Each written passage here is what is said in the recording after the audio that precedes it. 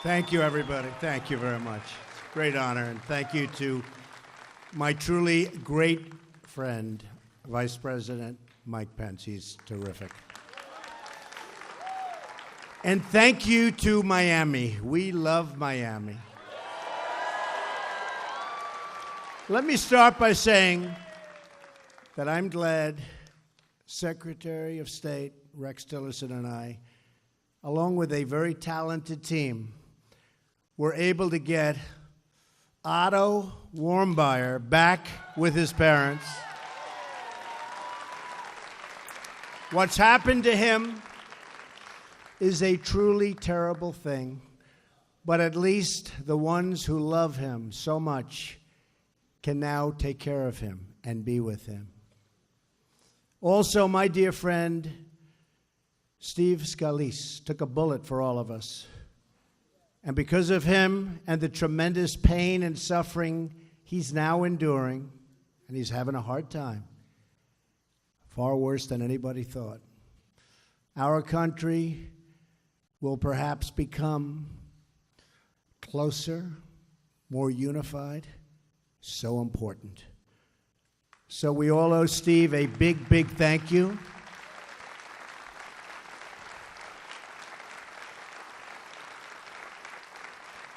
And let's keep the Warmbier family and the Scalise family and all of the victims of the congressional shooting in our hearts and prayers. And it was quite a day, and our police officers were incredible, weren't they? They did a great job. Good job. And let us all pray for a future of peace, unity, and safety for all of our people. Thank you. And for Cuba. I am so thrilled to be back here with all of my friends in Little Havana. I love it. I love this city. And one of the big thank you. Thank you. Now, this is an amazing community. The Cuban-American community. There's so much love. I saw that immediately. Thank you, darling. Oh, do I love you too. What you've built here, a vibrant culture, a thriving neighborhood, the spirit of adventure is a testament to what a free Cuba could be. And with God's help, a free Cuba is what we will soon achieve.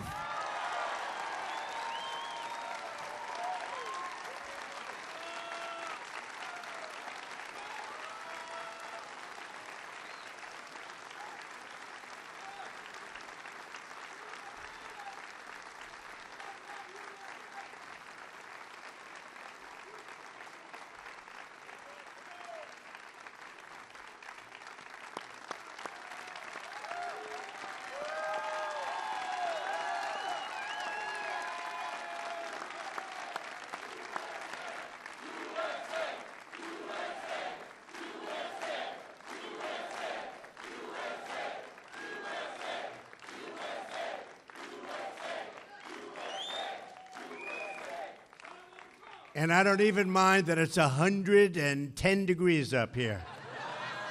This room is packed. You know, it wasn't designed for this. I'd like to thank the fire department. We are delighted to be joined by so many friends and leaders of our great community. I want to express our deep gratitude to a man that's really become a friend of mine. And I want to tell you, he is one tough competitor, Senator Marco Rubio. Great guy. He is tough, man.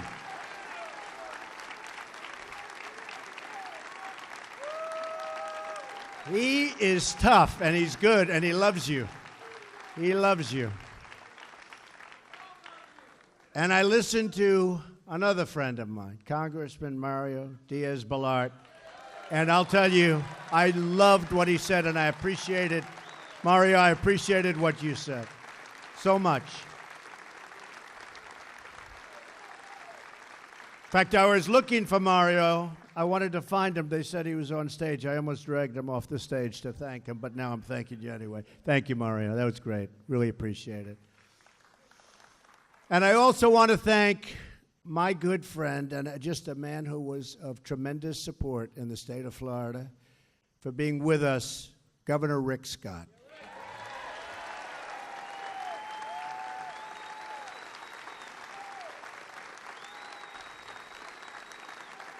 Great job. He's doing a great job.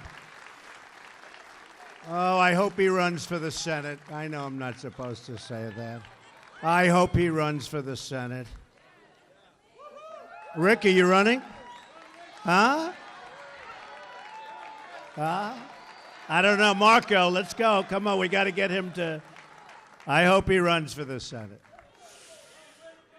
We're deeply honored to be joined by amazing veterans of the Bay of Pigs.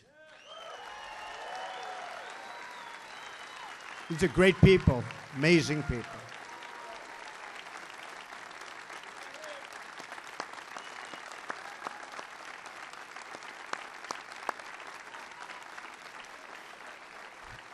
I have wonderful memories from our visit during the campaign. That was some visit. That was right before the election.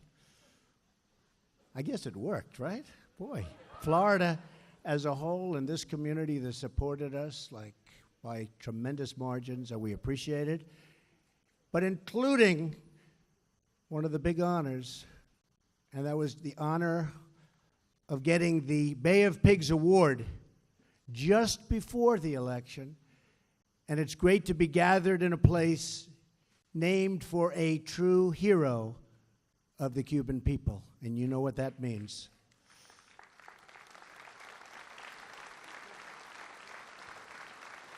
I was also looking forward to welcoming today two people who are not present. Jose Daniel Ferrer and Berta Soler were both prevented from leaving Cuba for this event.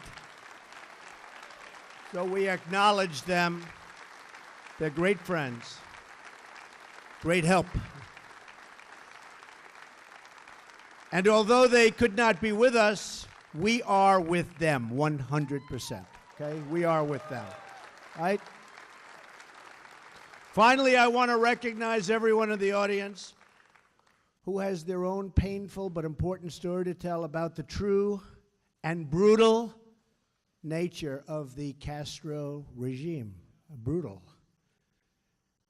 We thank the dissidents, the exiles, and the children of Operation Peter Pan. You know what that means. And all who gather in the cafes, churches, and the streets of this incredible area and city to speak the truth and to stand for justice. And we want to thank you all for being a voice for the voiceless. There are people. It's voiceless, but you are making up the difference, and we all want to thank you. This group is amazing. Just an incredible, you are an incredible group of talented, passionate people. Thank you. Incredible group of people. Many of you witnessed terrible crimes committed in service of a depraved ideology. You saw the dreams of generations held by captive. And just literally, you look at what happened and what communism has done. You knew faces that disappeared, innocents locked in prisons, and believers persecuted for preaching the Word of God. You watched the women in white, bruised, bloodied, and captured on their way from Mass.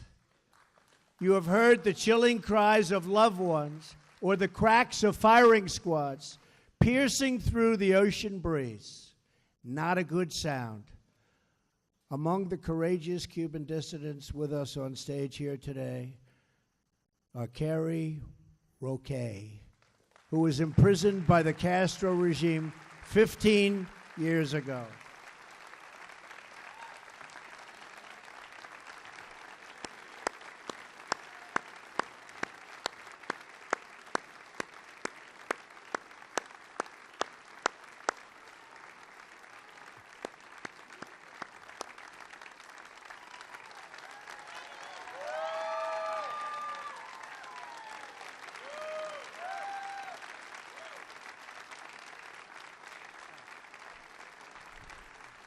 She looks awfully good.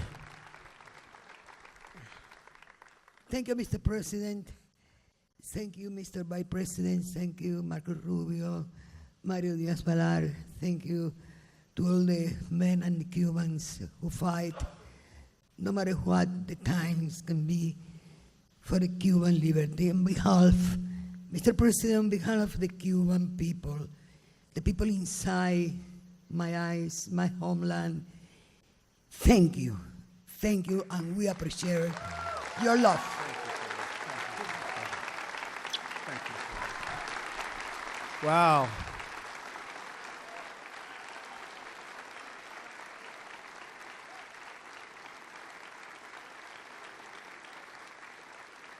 That's pretty good. She didn't know she was going to do that either, I will tell you.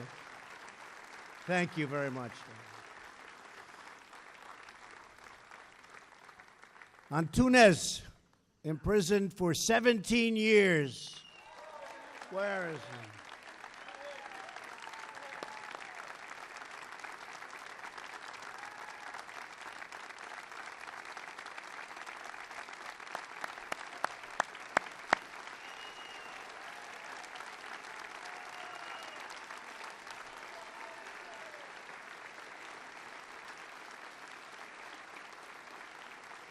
I love that name.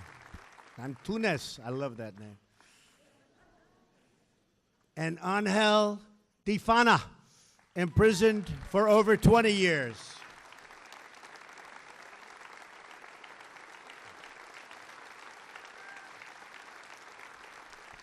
Thank you. Thank you. Very brave people. The exiles and dissidents here today have witnessed communism destroy a nation, just as communism has destroyed every single nation where it has ever been tried.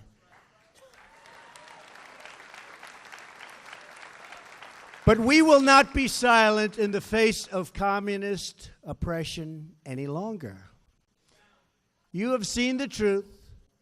You have spoken the truth. And the truth has now called us, this group, called us to action. Thank you. Last year, I promised to be a voice against repression. In our region, remember, tremendous repression. And a voice for the freedom of the Cuban people. You heard that pledge. You exercised the right you have to vote. You went out and you voted, and here I am, like I promised, like I promised.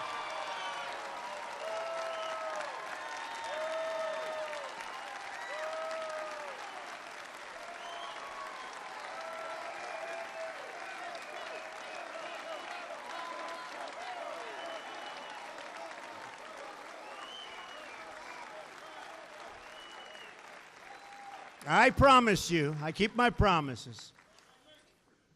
Sometimes in politics, they take a little bit longer, but we get there. We get there. Don't we get there?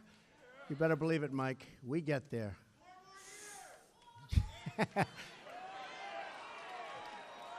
Thank you. Thank you. No, we keep our promise. And now that I am your president, America will expose the crimes of the Castro regime and stand with the Cuban people in their struggle for freedom. Because we know it is best for America to have freedom in our hemisphere, whether in Cuba or Venezuela, and to have a future where the people of each country can live out their own dreams.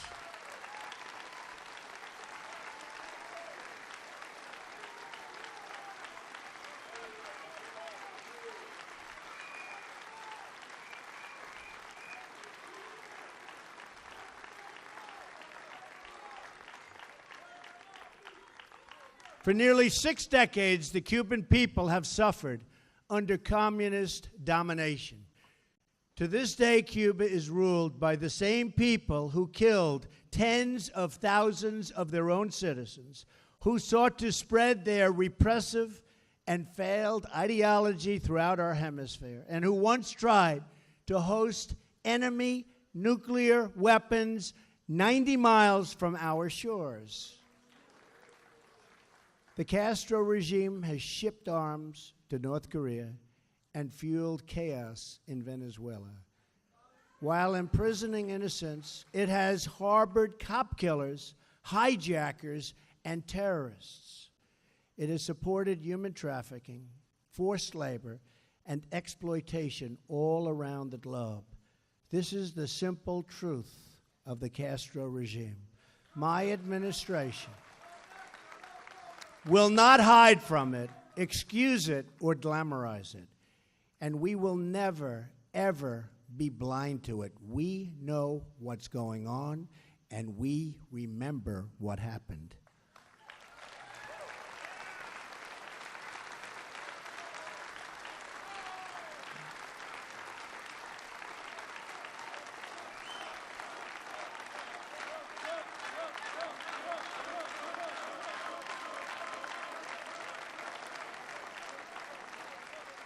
On my recent trip overseas, I said the United States is adopting a principled realism rooted in our values, shared interests, and common sense.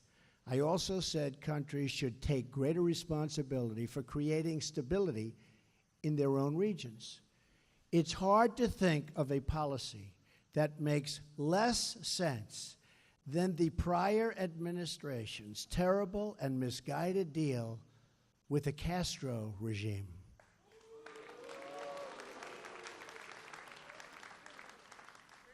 Well, you have to say the Iran deal was pretty bad also.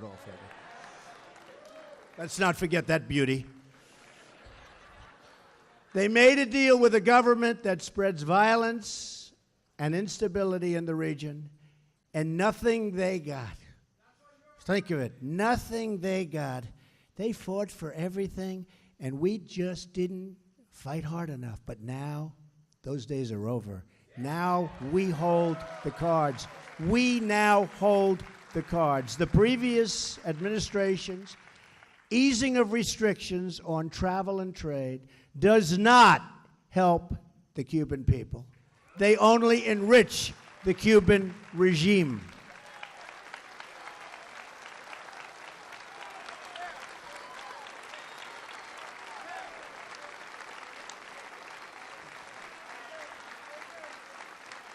The profits from investment and tourism flow directly to the military. The regime takes the money and owns the industry. The outcome of last administration's executive action has been only more repression and a move to crush the peaceful democratic movement. Therefore, effective immediately, I am canceling the last administration's completely one-sided deal with Cuba.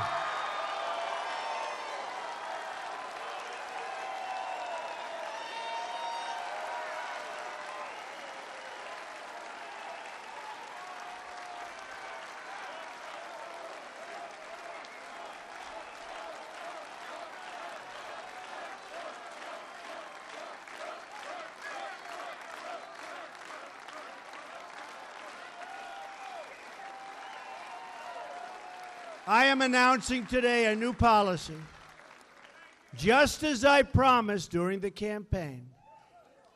And I will be signing that contract right at that table in just a moment.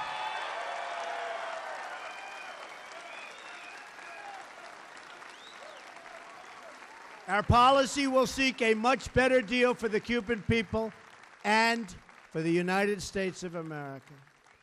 We do not want U.S. dollars to prop up a military monopoly that exploits and abuses the citizens of Cuba. Our new policy begins with strictly enforcing U.S. law. We will not lift sanctions on the Cuban regime until all political prisoners are freed, freedoms of assembly and expression are respected, all political parties are legalized, and free and internationally supervised elections are scheduled. Elections.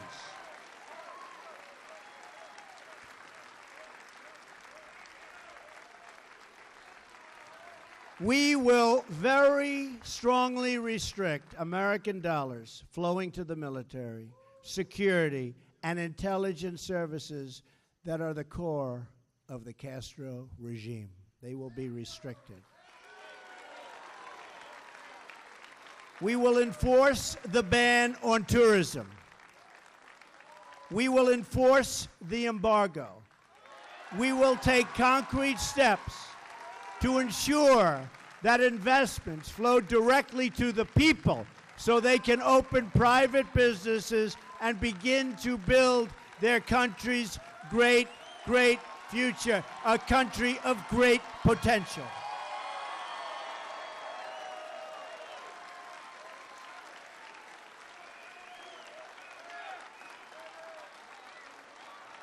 My action today bypasses the military and the government to help the Cuban people themselves form businesses and pursue much better lives.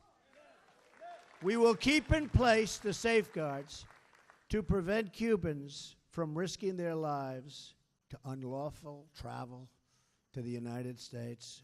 They are in such danger the way they have to come to this country, and we are going to be safeguarding those people. We have to. We have no choice. We have to. And we will work for the day when a new generation of leaders brings this long reign of suffering to an end. And I do believe that end is in the very near future. We challenge Cuba to come to the table with a new agreement that is in the best interests of both their people and our people, and also of Cuban Americans.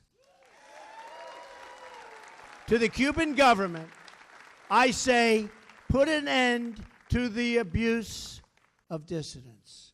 Release the political prisoners. Stop jailing innocent people. Open yourselves to political and economic freedoms. Return the fugitives from American justice, including the return of the cop killer, Joanne Chesimard.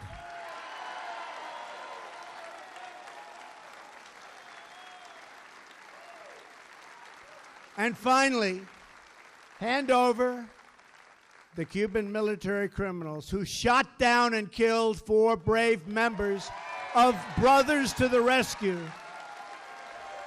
who were in unarmed, small, slow civilian planes.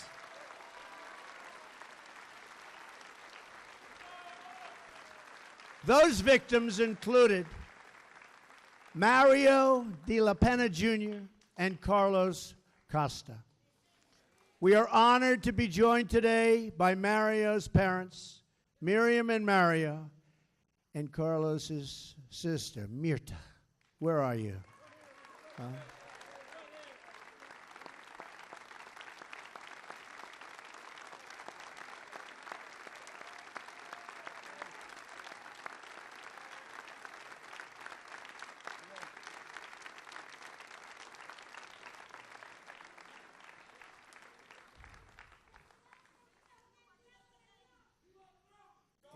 Those are great, great parents who love their children so much. What they've done is just an incredible thing. What they represent, they did not die in vain. what they represent to everybody, and especially to the Cuban people. So your children did not die in vain, believe me.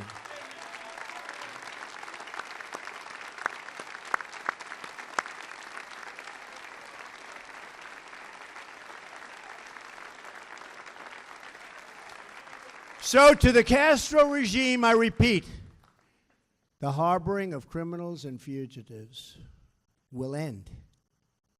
You have no choice. It will end. Any changes to the relationship between the United States and Cuba will depend on real progress toward these and the other goals, many of which I've described. When Cuba is ready to take concrete steps to these ends, we will be ready, willing, and able to come to the table to negotiate that much better deal for Cubans, for Americans, much better deal. And a deal that's fair. A deal that's fair. And a deal that makes sense. Our embassy remains open in the hope that our countries can forge a much stronger and better path. America believes that free, independent, and sovereign nations are the best vehicle for human happiness, for health, for education, for safety, for everything. We all accept that all nations have the right to chart their own paths, and I'm certainly a very big believer in that. So we will respect Cuban sovereignty, but we will never turn our backs on the Cuban people. That will not happen.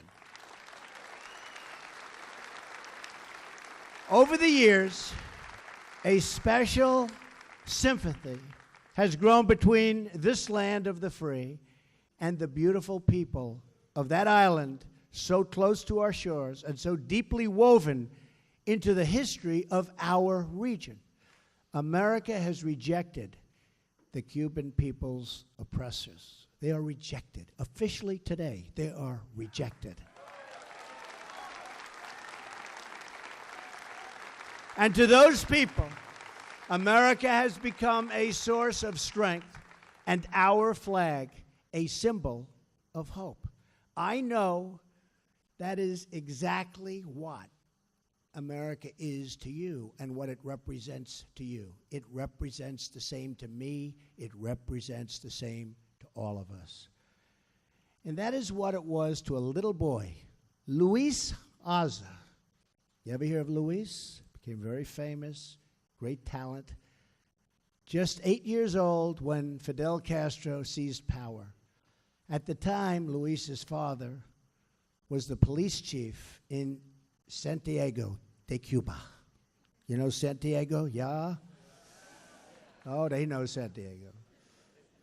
Just days after Fidel took control, his father was one of 71 Cubans executed by firing squad near San Juan Hill at the hands of the Castro regime. Luis buried his grief in his great love of music. He began playing the violin so brilliantly and so beautifully. Soon the regime saw his incredible gift and wanted to use him for propaganda purposes. When he was 12, they organized a national television special and demanded he play a solo for Raul Castro, who, by the way, is leaving now. I wonder why. They sent an official to fetch Luis from his home, but Luis refused to go. And a few days later, Castro's soldiers barged into his orchestra practice area, guns blazing. They told him to play for them. Terrified, Luis began to play, and the entire room was stunned by what they heard. Ringing out from the trembling boy's violin was a tune they all recognized. This young Cuban boy was playing the Star Spangled Banner.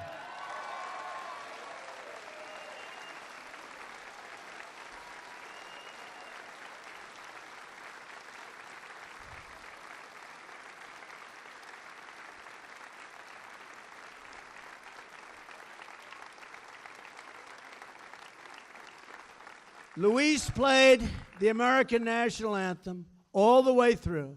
And when he finished, the room was dead silent.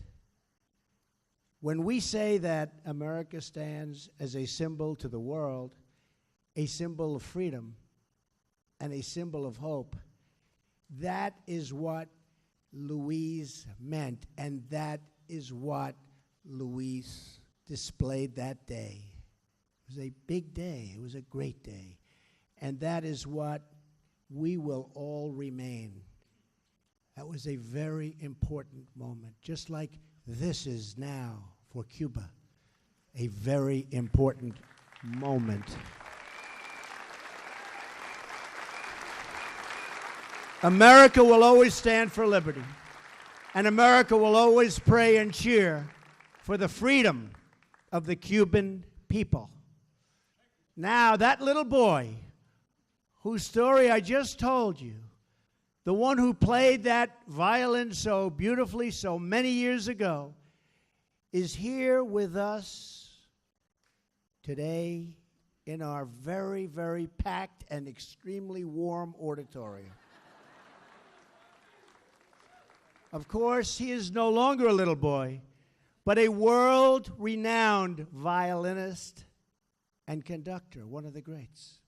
And today he will once again play his violin and fill the hearts of all who love and cherish Cuba, the United States, and freedom. I would like now to invite Luis to the stage. Luis.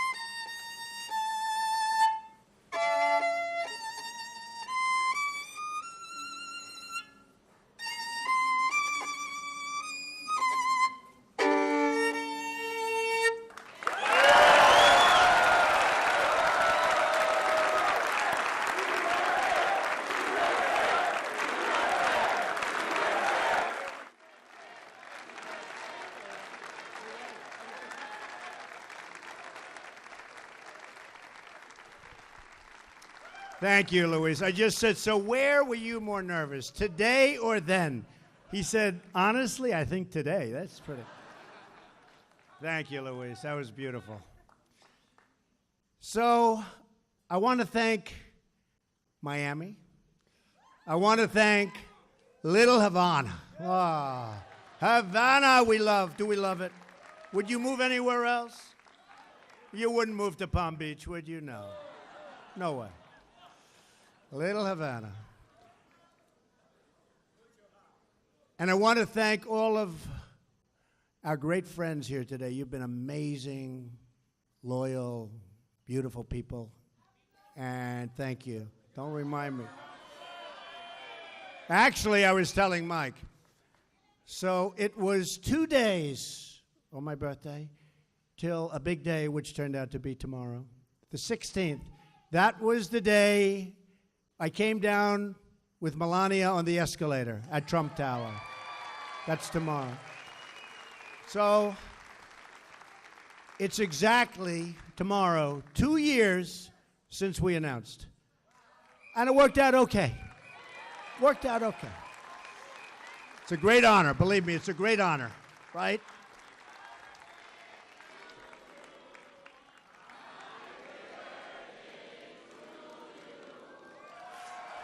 Thank you. Thank you very much. I just want to end by saying, may God bless everyone searching for freedom. May God bless Cuba. May God bless the United States of America. And God bless you all. Thank you. Now I'm going to sign. Thank you.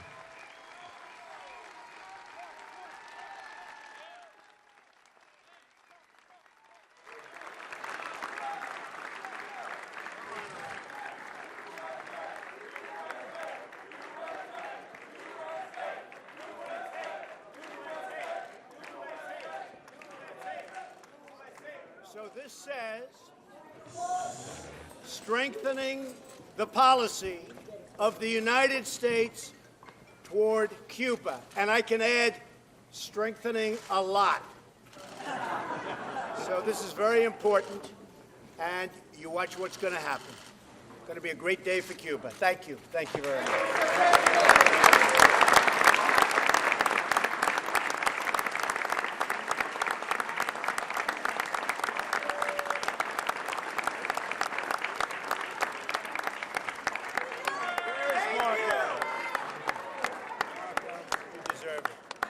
Where's Mario? Here, sir. Mario. Who's our third one? Right here behind you, Mr. President. Oh, absolutely.